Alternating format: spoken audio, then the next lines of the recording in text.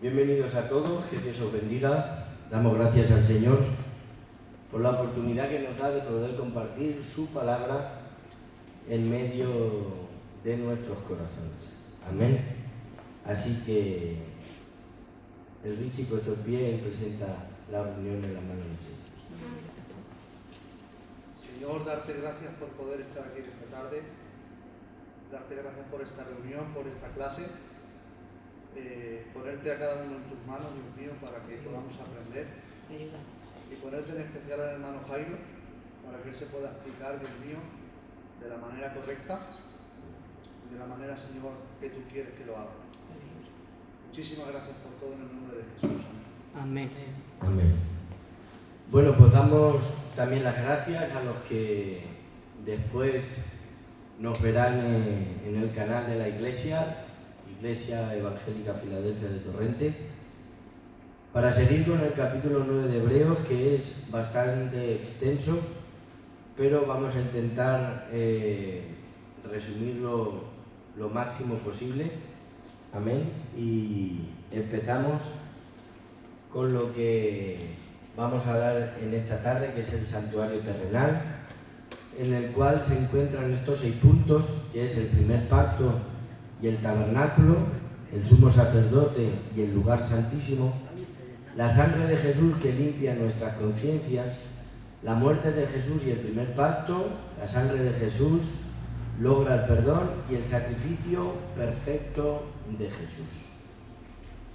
Evidentemente no vamos a poder dar los 6 puntos porque es demasiado extenso. Me voy a centrar posiblemente en los primeros 3 y los próximos 3 los daremos en la clase siguiente, porque tampoco quiero saturaros de información, sino que también en esta clase podáis ver la consistencia que hay en toda la Biblia, para poder aprender lo que es el contexto amplio de toda la Biblia. Es decir, cuando hablamos de Hebreos tenemos que hablar de Levítico, cuando hablamos de Hebreos tenemos que hablar del Éxodo, y cuando hablamos de Hebreos tenemos que tener un conocimiento amplio de los primeros 5 libros de la Biblia, que es el libro del Pentateuco o de la Torá, ¿vale? Que es Génesis, Éxodo, Levítico, Números y Deuteronomio.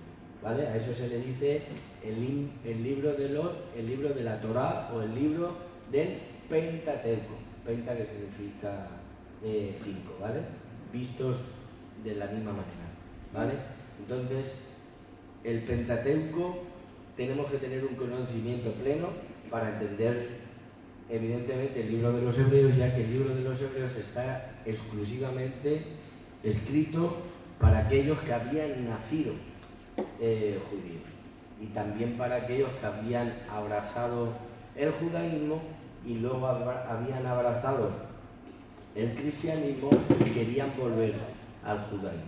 Amén. Así que leemos los primeros 4 versículos del capítulo 9, que dice así: ahora bien, aun el primer pacto tenía ordenanzas de culto y un santuario terrenal, porque el tabernáculo estaba dispuesto así. En la primera parte, llamada el lugar santo, estaba el candelabro, la mesa y los panes de la preposición.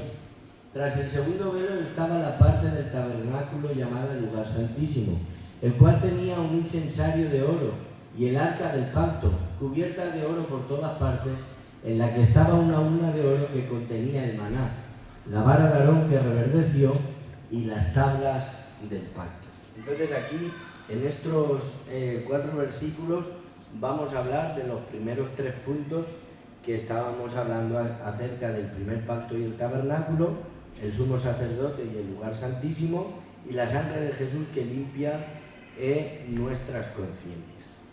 Para hablar del santuario tenemos que entender que esto era el tabernáculo en el desierto. Hay que hacer una diferencia acerca del tabernáculo y el templo. Aunque el templo era una copia del tabernáculo, ¿vale? Que después Salomón hizo y después cuando vino la deportación de Babilonia se destruyó y luego Herodes el Grande lo hizo más grande de lo normal, aunque lo reconstruyeron Esdras y Nehemías y Zorobabel. Esos son los libros de la reconstrucción, ¿vale? Es Esther, Nehemías y Esdras. Juntamente con ellos estaba también el libro el nombre de Zorobabel, ¿vale? Eso se les llama el libro de la reconstrucción y de la vuelta a Jerusalén después de que se cumpliese los 70 años que Dios había predeterminado de que iban a cumplir en esclavitud, porque no habían cumplido una de las leyes que Dios había dicho que tenían que cumplir el año del jubileo, que tenían que descansar. Ese año la tierra tenía que descansar y tenían que alimentarse y producir la vida con aquello que habían almacenado, porque Dios les había dado lo suficiente para que ese año no trabajaran. Entonces, por la usura y el querer más dinero y querer más trabajar, porque ese año era un año en el cual no se trabajaba, se liberaba a los esclavos, se liberaba todo, y de alguna manera lo que pretendía el Señor era que ese año fuese un año en el cual se adoraba. Amén. Por lo tanto, aquí tenemos el tabernáculo, pero como bien os he dicho, no el tabernáculo, no el templo, sino el tabernáculo del desierto, que habla Moisés en el capítulo 25 del libro del Éxodo, segundo libro de la Biblia. Entonces, aquí, en esta parte de aquí, esa es la puerta, esto es el altar de bronce, esto es la fuente de bronce, este es el primer velo, estos son los panes, la mesa y los panes de la preposición, este es el candelabro de oro, este es el altar del incienso, esto es otro velo y esto es el arca de la alianza. Entonces aquí vemos en esta imagen algo muchísimo más gráfico que podemos entender y podemos comprender.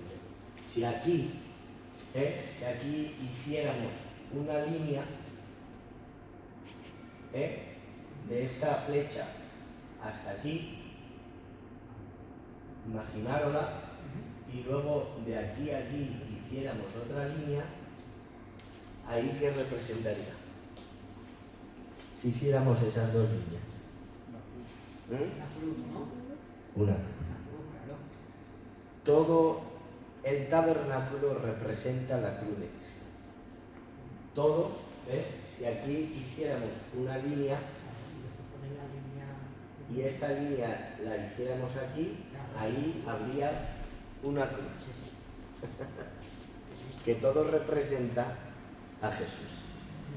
Porque todo aquello que estamos viendo en esta imagen gráfica, como es el altar de bronce, la fuente el lavacro, la fuente de bronce, el velo y todo lo que componía los colores del velo, la mesa del pan, de la preposición, el candelabro de los 7 brazos, el altar del incienso, el velo que separaba el lugar santo del lugar santísimo.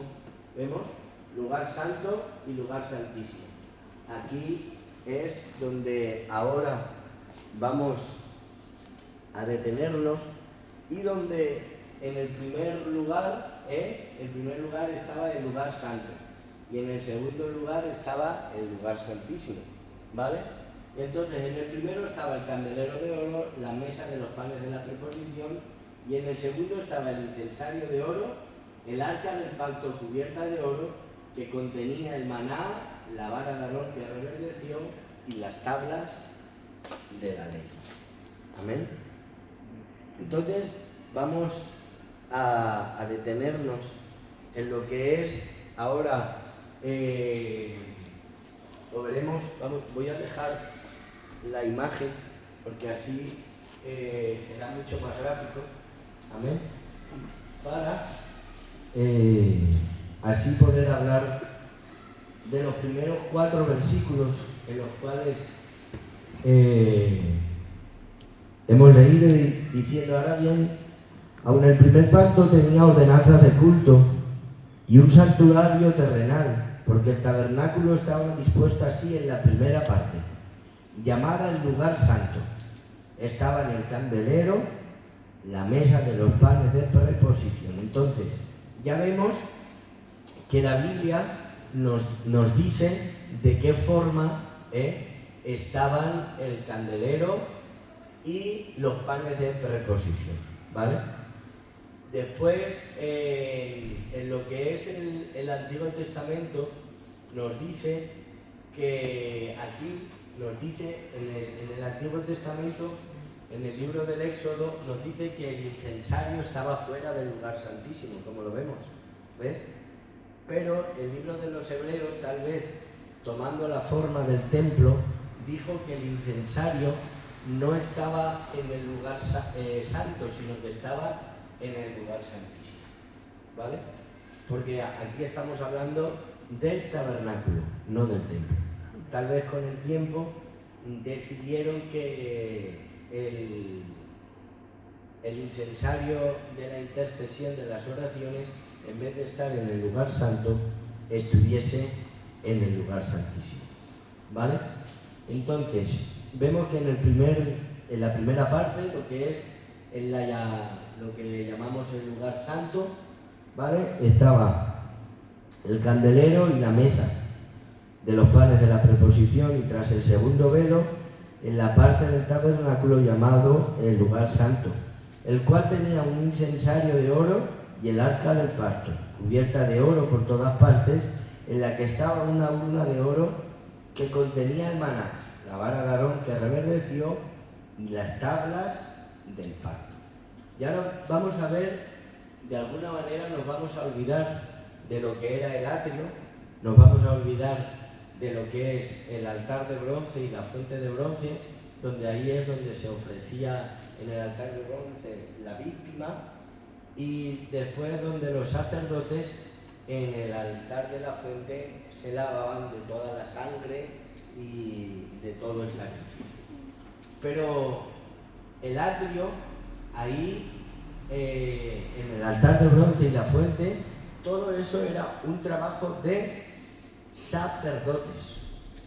Y cuando pasaban al lugar santo, era un lugar de sacerdotes, que los panes tenían que cambiarse a diario, y eso era un trabajo solamente para los sacerdotes. Ahí no podía entrar absolutamente nadie, el pueblo no podía entrar, y no cualquiera podía entrar a dedicarse a ese trabajo.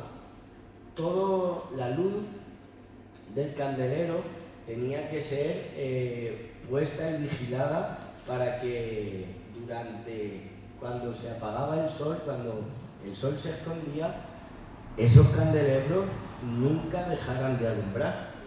Entonces era un trabajo continuo de que esa luz tenía que alumbrar continuamente. Y las oraciones que se hacían en el incensario, que se ofrecía el incienso y eran la representación de que el sacerdote, quiero que os quedéis bien con esta palabra, que el sacerdote hacía continuamente, pero es que cuando traspasaba el segundo velo, ya el sacerdote no podía entrar, sino que tenía que ser el sumo sacerdote. Es decir, ahí ya no entraba el sacerdote, sino que era un hombre dedicado especialmente para poder entrar dentro de ahí. Y ya no entraba de alguna manera sin sangre, no podía entrar sin sangre, tenía que entrar primeramente por el altar de bronce ofreciendo una víctima por él mismo, y tenía que ofrecer por sus propios pecados, y tenía que lavarse, y tenía que entrar en el segundo velo con una sangre ajena para poder expiar los pecados del pueblo, porque el arca simbolizaba la presencia de Dios. Y hoy eso nos quiere decir algo, porque una vez Cristo ha venido, ha traspasado los velos. ¿Qué es lo que sucedió en el monte Gólgota cuando Él dijo consumado es? Las piedras se rompieron, los sepulcros se abrieron y el velo del templo se rasgó de arriba abajo. haciéndonos entender que el acceso a la presencia del Señor por el Espíritu Eterno ya se nos había confiado. Por eso ahora podemos entender aquella palabra que cuando nos dicen acercaos al trono de la gracia para hallar el oportuno socorro. No nos podíamos acercar al trono del arca. ¿Por qué? Porque solamente se podía acercar el sumo sacerdote y una vez al año. Y no nos podíamos acercar al lugar santo, porque solamente se podía acercar el sacerdote. Pero date cuenta lo que dice Primera de Pedro, capítulo 2, verso 9, si no recuerdo mal. Si no recuerdo mal, dice Primera de Pedro, capítulo 2, versículo 9. Dice, mas vosotros sois linaje escogido y real sacerdocio, diciéndonos que ahora Dios ha hecho un reino de sacerdotes para que nos podamos acercar a Él confiadamente. Amén.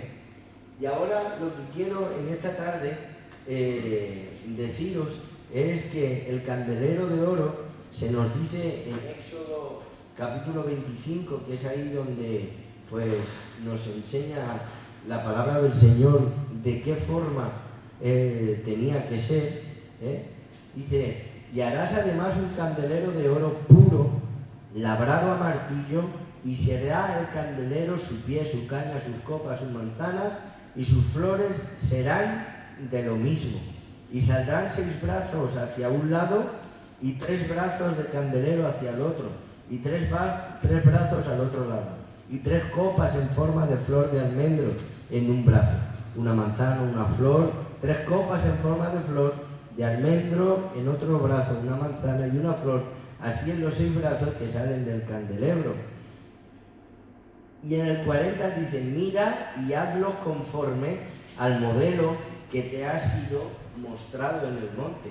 Es decir, que Moisés no podía hacer absolutamente nada que no había visto en visión para que el tabernáculo fuese la copia de un modelo celestial, que es lo que veníamos hablando en la otra semana, que Moisés no podía ejecutar absolutamente nada que no fuese un modelo perfecto, exacto, de lo que él había visto en el monte.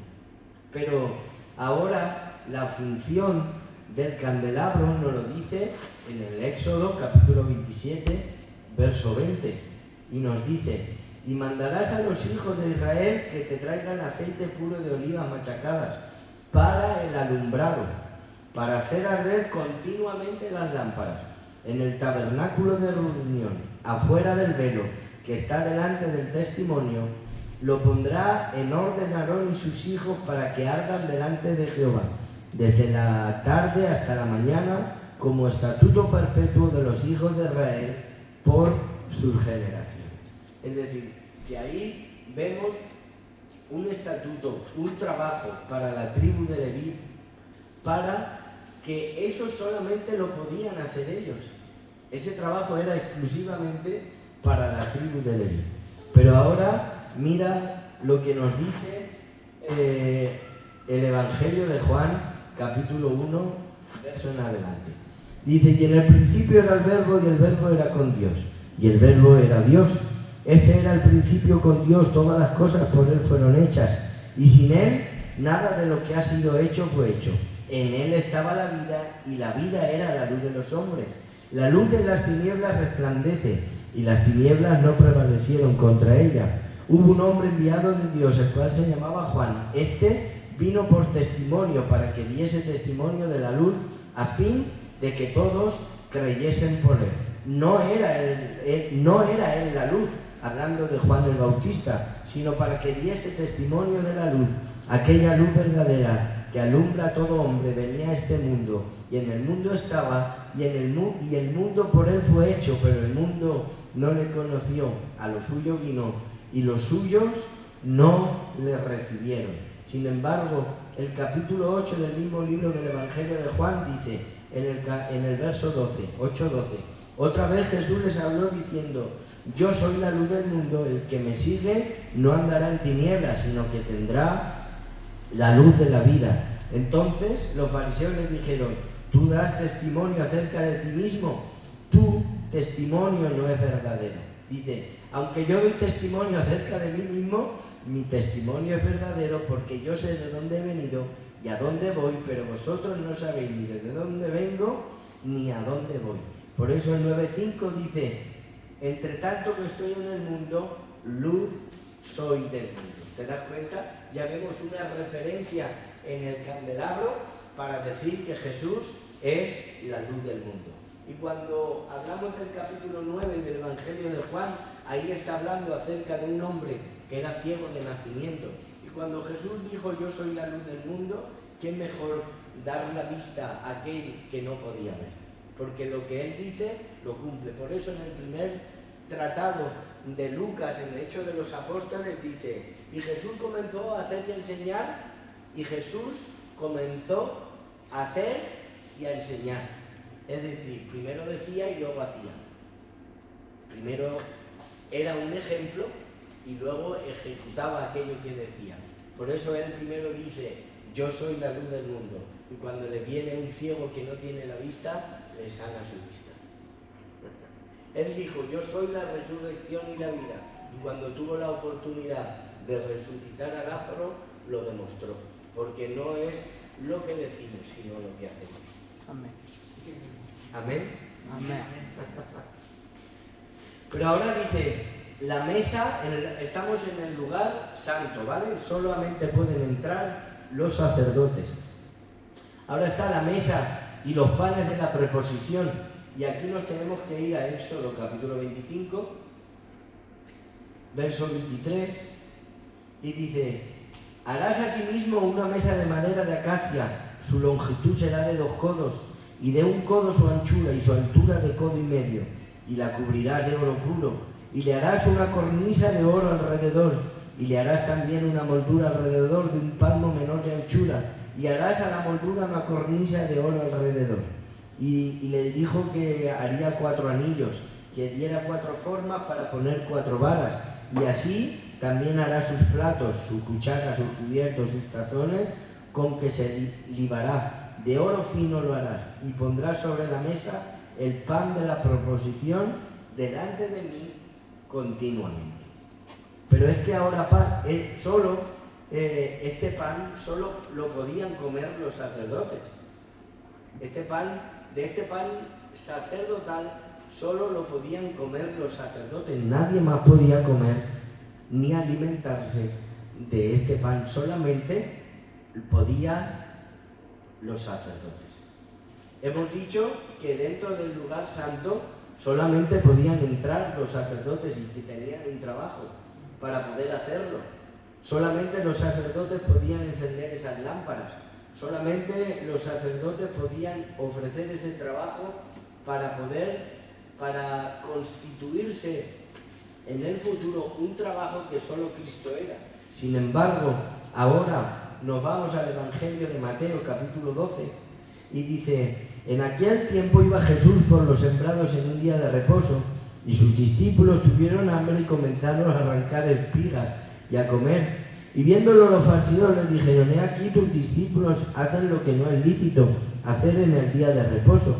Y Jesús apela a algo que ocurrió en el Antiguo Testamento, cuando David huía de Saúl y iba con sus discípulos o con sus acompañantes, dice, y Jesús les dice: ¿no habéis leído lo que dijo David cuando él y los que con él estaban tuvieron hambre? ¿Cómo entró en la casa de Dios y comió los panes de la proposición, que no les era lícito comer ni a él ni a los que con él estaban, sino solamente a los sacerdotes?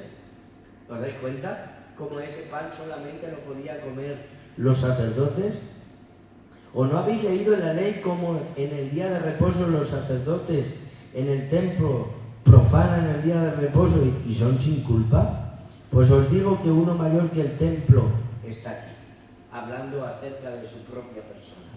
Sin embargo, cuando hablamos acerca de los panes de la preposición, para hablar de la línea invisible que hay en esa imagen, tenemos que irnos al Evangelio de Juan, capítulo 6, verso 32, en el que dice: de cierto os digo, no os dio Moisés el pan del cielo, mas mi Padre os da el verdadero pan del cielo. Porque el pan de Dios es aquel que descendió y da vida. Y Jesús les dijo: yo soy el pan de vida. El que a mí viene nunca tendrá hambre, y el que en mí cree no tendrá sed jamás. Mas os he dicho que aunque me habéis visto no creéis. Todo lo que el Padre me da vendrá a mí, y el que a mí viene no le echo fuera. ¿Os dais cuenta? Jesús es la luz del mundo, Jesús es el pan de vida. Pero si ahora pasamos al otro mobiliario, al otro instrumento de adoración que nos habla acerca del incensario de oro, donde ahí se ofrecía, aleluya, ahí se ofrecía en el capítulo 25 del Éxodo, donde ahí se nos habla el tabernáculo.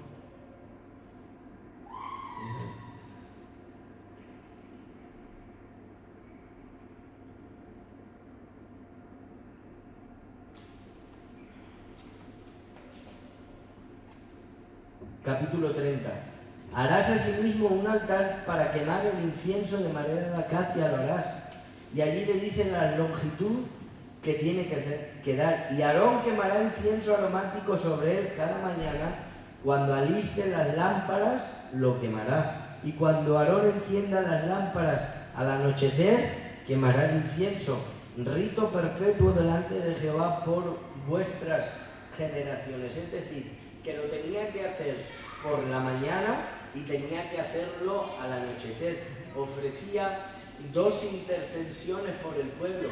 El pueblo, cuando venía Aarón y tenía algún problema, él, me imagino que se lo apuntaría en algún sitio y diría: tengo que orar por la tribu de Simeón, tengo que orar por la tribu de Leví, tengo que orar por la tribu de Zabulón, tengo que orar por la tribu de Rubén, tengo que orar por este problema, tengo que orar por el otra circunstancia. Sin embargo, cuando nos vamos al libro de Hebreos, capítulo 7, verso 25, no encontramos a alguien ofreciendo, aleluya, una oración por la mañana y otra al anochecer. No encontramos a alguien que está ofreciendo una oración rutinaria por mandamiento de la ley de Moisés, sino que dice la palabra del Señor: por lo cual puede también salvar perpetuamente a los que por él se acercan a Dios, viviendo siempre para interceder por ellos. Por lo tanto, Jesús es el pan que descendió del cielo, Jesús es la luz del mundo, y Jesús es el incensario que siempre está orando por cada uno de nosotros. Amén. Aleluya. Ya hemos visto tres partes: el candelero, la mesa y el incensario. Ahora nos tenemos que ir al arca del pacto, Éxodo capítulo 25, donde encontramos verso 10: y harán también un arca de madera de acacia, cuya longitud será de 2 codos y medio, y su anchura de codo y medio, y su altura de codo y medio. Y ahí le dicen las medidas exactas de cómo lo tiene que hacer.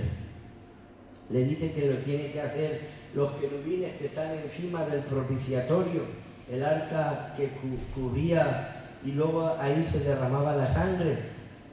Y dice: y de allí me declararé a ti y hablaré contigo sobre el propiciatorio, de entre los 2 querubines que están sobre el arca del testimonio, todo lo que yo te mandaré para los hijos de Israel.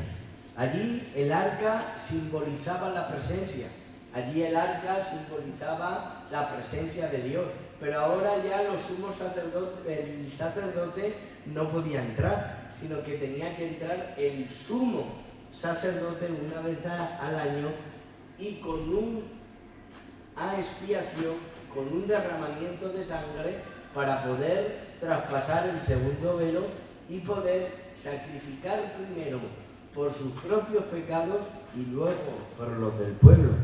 Pero ahora Allí dentro de esa arca que simbolizaba la presencia se encuentran el maná, la vara de Aarón que reverdeció y también las tablas de la ley.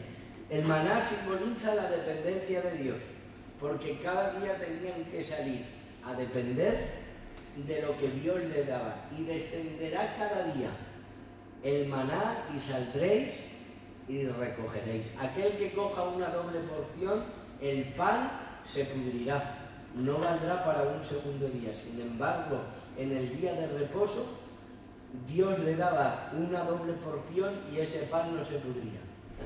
Algo tan milagroso y glorioso, sabiendo que Dios lo que les estaba diciendo al pueblo de Israel, dice: vosotros tenéis que depender de mí todos los días. Ahí es lo que les estaba diciendo. Y las tablas de la ley les estaba recordando que no podían volver a ser idólatras, porque Moisés tuvo que subir 2 veces al monte para escribir las tablas de la ley, por cuanto en esos 40 días el pueblo se hizo un becerro de oro y estaban adorándolo. 40 días se olvidaron de todo aquello que Dios hizo en Egipto, maravillas, señales, milagros, y la mano poderosa de Dios sacándolos de Egipto. En 40 días se olvidaron. Por eso hay a veces que nosotros somos como el pueblo de Israel, que hoy Dios nos bendice, nos llena de alegría, incluso hace un milagro en nuestra vida, en nuestra casa, en nuestro hogar, en nuestra familia, y han pasado 40 días y nos hemos olvidado de aquello que Dios ha hecho por nosotros. Y luego estaba la vara de Aarón que reverdeció, hablándoles acerca del sacerdocio perpetuo de la tribu de Leví, que no iba a permitir que nadie interviniera en ese sacerdocio. Sin embargo, después de mucho tiempo, Isaías profetiza que saldría un vástago.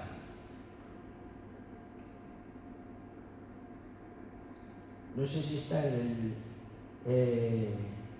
el 14, en el 9 o en el 7. A ver si está por aquí. Esta es. Capítulo 11 del libro de Isaías, el profeta mayor. Mirad lo que dice. Y saldrá una vara del tronco de Isaí, un vástago que retoñará de sus raíces, y reposará sobre él el espíritu de Jehová, espíritu de sabiduría, de inteligencia, de consejo, de poder, de conocimiento y de temor de Jehová, y le hará entender diligentemente en el temor de Jehová. No juzgará según la vista de sus ojos, ni arguirá por lo que oigan sus oídos, sino que juzgará con justicia a los pobres, y arguirá con equidad por los mansos de la tierra, y herirá la tierra con la vara de su boca, y con el espíritu de sus labios matará al impío. Y será la justicia cinto de sus lomos, y la fidelidad ceñidor de su cintura. Entonces vemos que Jesús, siendo, aleluya, el pan de vida, la mesa y los panes de la preposición, siendo el incensario, siendo el arca de la presencia, siendo el maná, porque Jesús les dijo: yo soy el maná que descendió del cielo. Jesús les dijo: si guardáis mis mandamientos, dice, tendréis vida, hablando acerca de las tablas de la ley. Y también acerca de la vara de Aarón, dice en Isaías capítulo 11 que saldrá una vara del tronco de Isaí, y regirá, aleluya, con vara de hierro.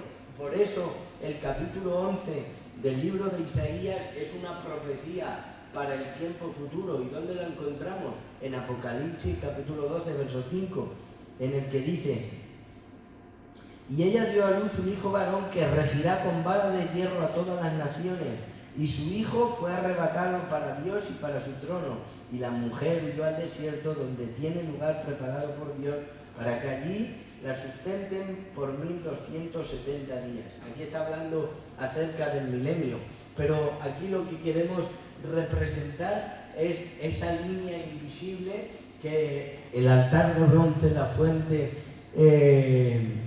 el lavacro, el candelero, el pan de la preposición, el altar del incienso y el arca del pacto y lo que aquí había era todo una representación de lo que Jesús estaba diciéndoles a los judíos que querían abandonar la fe de Jesús, porque Jesús es mayor, mejor y superior que la economía del Antiguo Testamento.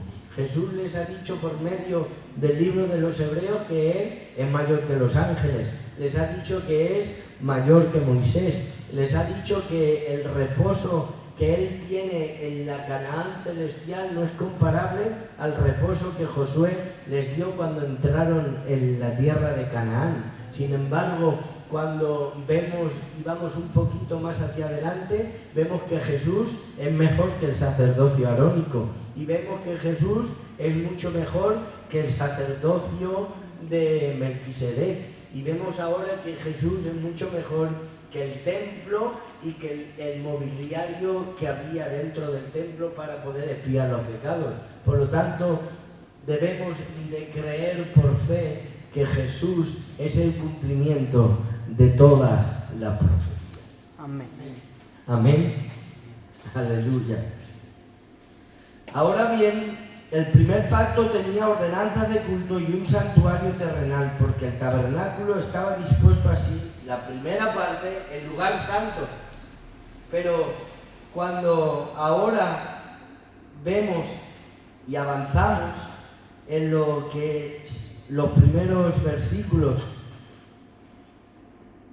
dice el verso 7, que ya os lo he dicho, pero leemos: pero en la segunda parte solo el sumo sacerdote una vez al año, no sin sangre, 9:7, no sin sangre, la cual ofrece por sí mismo y por los pecados de ignorancia del pueblo, dando el Espíritu Santo a entender con esto que aún no se había manifestado el camino al lugar santísimo, entre tanto que la primera parte del tabernáculo estuviese en pie, lo cual es símbolo para el tiempo presente, según el cual se presentan ofrendas y sacrificios que no pueden hacer perfecto en cuanto a la conciencia a que practica ese culto, ya que consiste solo de comida, bebida, de diversas adoraciones y ordenanzas acerca de la carne impuestas hasta el tiempo de reformar las cosas. Pero ahora dice: pero estando ya presente Cristo, sumo sacerdote de los bienes venideros, por el más amplio y más perfecto tabernáculo, no hecho de manos, es decir, no de esta creación. Todo eso era una creación hecha de manos por los hombres, de madera, de oro, de túnicas, de pieles de animales. Todo eso era una obra primorosa, pero todo estaba ejecutado por las manos de los hombres. Sin embargo, ahora dice el verso 11: pero estando ya presente Cristo, sumo sacerdote de los bienes venideros, por el más amplio y más perfecto tabernáculo, no hecho de manos, es decir, no de esta creación, no por sangre de machos cabríos ni de becerros, sino por su propia sangre, entró una vez para siempre en el lugar santísimo, habiendo obtenido eterna redención. Porque si la sangre de los toros y de los machos cabrios y las cenizas de la becerra rociadas a los inmundos santifican para la purificación de la carne, ahora hace una pregunta el verso 14 y les dice: ¿cuánto más la sangre de Cristo, el cual mediante el Espíritu Eterno se ofreció a sí mismo, sin mancha Dios limpiará vuestras conciencias de obras muertas para que sirváis al Dios vivo? Y esto tiene algo de conexión con aquello que el mismo escritor en el capítulo 6 les dijo, ¿os acordáis? Que les dijo, mira, vosotros deberíais de ser ya maestros, pero tenéis necesidad de leche y no de vianda. Y yo necesito que vuestros rudimentos ya no estén fundamentados en una doctrina básica, sino que necesito que vosotros ya seáis maduros. Ahora dice, por tanto, dejando ya los rudimentos de la doctrina de Cristo, vamos adelante a la perfección, no echando otra vez el fundamento de arrepentimiento de obras muertas. ¿Os dais cuenta? 9:14, 6:1, perdón. 6:1, otra vez el fundamento de arrepentimiento de obras muertas. Si nos vamos ahora al 14, dice, cuanto más la sangre de Cristo, el cual mediante el Espíritu Eterno se ofreció a sí mismo sin mancha a Dios, limpiará vuestras conciencias de obras muertas. ¿Os dais cuenta?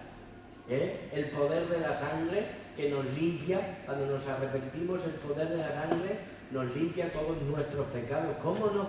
Si la sangre de los machos cabrios, si la sangre de los toros, si la sangre de las cenizas de las becerras producía en la conciencia una limpieza, ¿cómo no va a ser la sangre de Cristo más productiva, más eficaz que la sangre de los animales?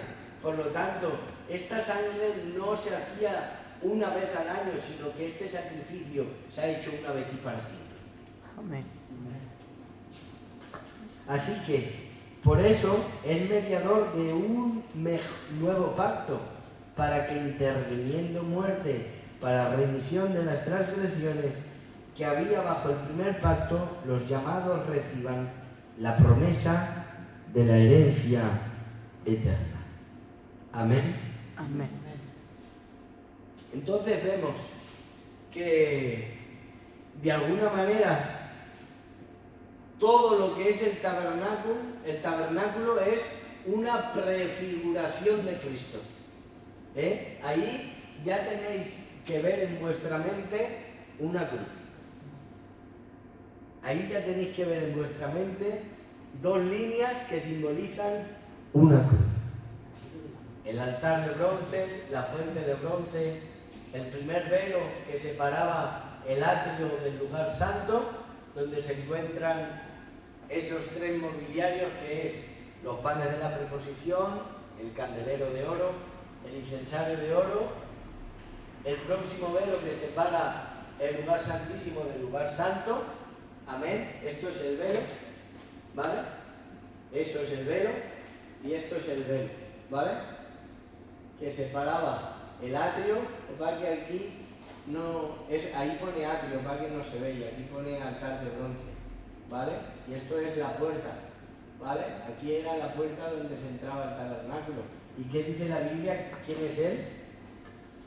Él es la puerta, capítulo 10 del Evangelio de Juan, cuando él dice los 6 o 7 yo soy, amén. Mirad lo que dice. Dice, yo soy el pan de vida, yo soy la luz del mundo, yo soy la puerta, yo soy el buen pastor, yo soy la resurrección y la vida, yo soy el camino, la verdad y la vida, yo soy la vida verdadera. Aleluya. Qué bien. Jesús es nuestro todo. Amén. Y como dice el lema de esta escuela, Jesús es todo lo que necesito. Y la Biblia, todo lo que debo de saber. Amén. ¿Que es bueno leer libros? Sí. Pero hay que leer la Biblia muchas veces para leer libros. Porque si no, nos engaña. La inclinación de su doctrina nos puede desvincular de lo que dice realmente la Biblia. Entonces, ¿quién es tu mejor maestro? El Espíritu Santo. Lee muchas veces la Biblia. No dejes de leer la Biblia. Él es el que te guía hacia toda la verdad. Y Él no tiene inclinación doctrinaria. El Espíritu Santo te guía hacia la doctrina verdadera de Cristo. Porque Jesús dijo, el Espíritu Santo tomará de lo mío y os lo hará saber. Entonces el Espíritu Santo no te equivoca. El Espíritu Santo te lleva a Cristo. Amén. Los libros a veces te llevan a su propia doctrina.